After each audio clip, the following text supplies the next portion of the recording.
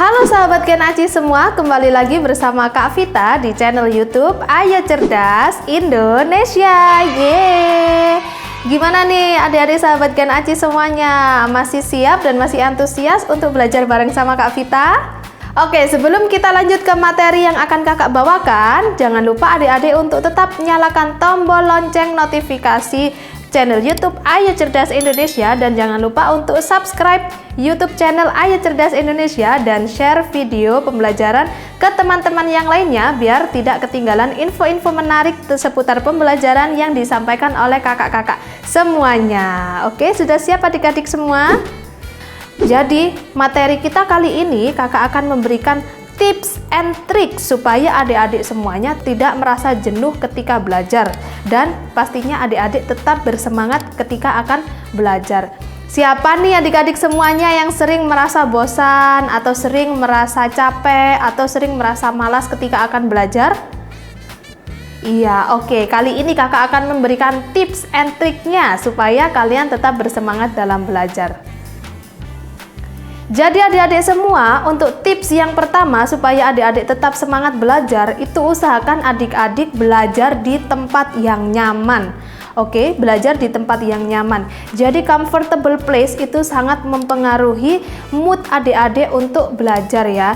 Jika tempatnya membuat adik-adik merasa noisy, sering sekali membuat adik-adik merasa boring, nah itu seharusnya dihindari ya kalau bisa ya, dan adik-adik bisa cari tempat senyaman mungkin untuk adik-adik belajar. Seperti contohnya, jika adik-adik merasa bosan ketika belajar di dalam kamar, adik-adik bisa belajar di taman, bisa belajar di living room, atau bisa belajar di tempat mana saja yang bisa menstimulasi adik-adik untuk tetap belajar. Itu untuk cara yang pertama. Oke, yang kedua, dengan cara adik-adik mengenali tipe gaya belajarnya adik-adik semua. Jadi, jika adik-adik bisa mengenali tipe gaya belajarnya adik-adik, adik-adik akan merasa nyaman saat belajar dan akan merasa lebih semangat lagi. Begitu ya adik-adik. Jadi, tipe gaya belajarnya adik-adik itu akan dibedakan menjadi 3. Yang pertama adalah auditory, yang kedua adalah visual, dan yang ketiga adalah kinestetik.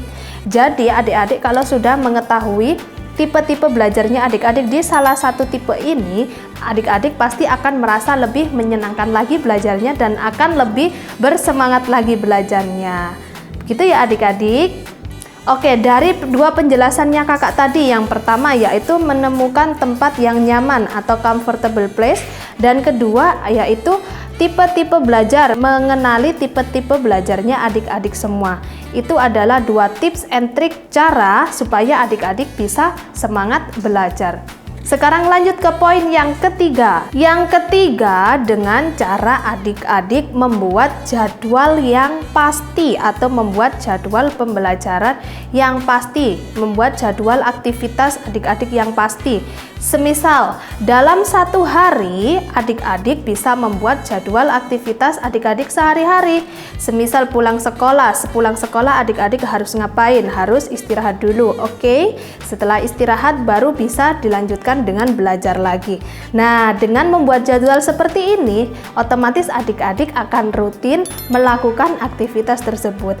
Nah, itu juga termasuk cara supaya adik-adik lebih semangat lagi dalam belajar. Begitu ya adik-adik semua. Kira-kira adik-adik sudah membuat belum untuk aktivitas dalam sehari-harinya? Biasanya mau ngapain saja? Sudah membuat jadwalnya? Oke, jika belum, setelah ini bisa diterapkan ya adik-adik. Jadi adik-adik bisa membuat jadwal aktivitas dalam 1 hari, mulai dari adik-adik pulang sekolah sampai adik-adik akan belajar.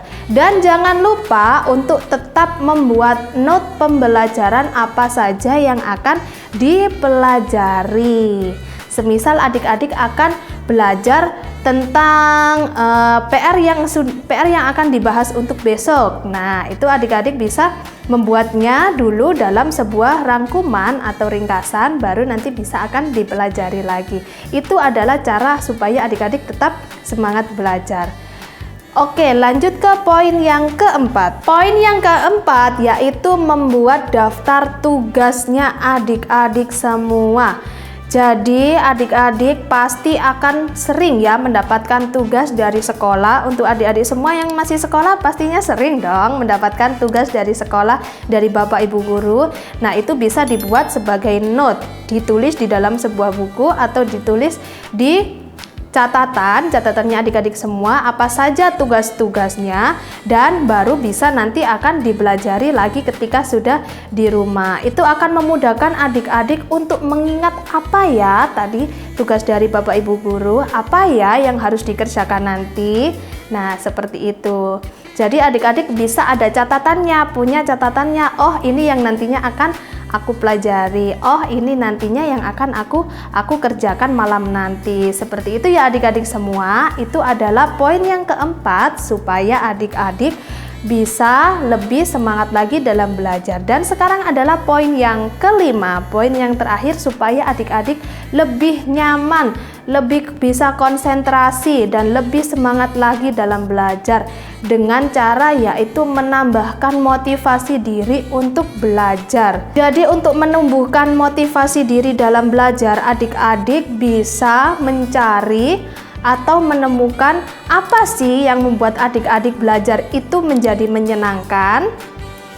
Iya, jadi kalau kakak biasanya supaya kakak lebih bisa untuk semangat lagi dalam belajar, kakak akan menemukan motivasi-motivasi baru seperti oh iya, jadi aku harus mempelajari sesuatu yang aku tidak tahu supaya aku menjadi tahu. Aku belajar supaya aku menjadi orang yang pintar. Itu adalah motivasi-motivasi yang bisa adik-adik tekunkan di dalam dirinya supaya adik-adik bisa lebih semangat lagi dalam belajar. Begitu ya adik-adik semuanya. Oke, dari penjelasan kakak mengenai 5 poin tips and trik supaya lebih semangat belajar lagi, kira-kira mana ya, poin mana ya yang sudah diterapkan sama adik-adik semuanya? Atau sudah diterapkan semuanya? Kalau sudah diterapkan semuanya, pasti adik-adik semua akan menjadi siswa yang pandai dan pintar-pintar semuanya.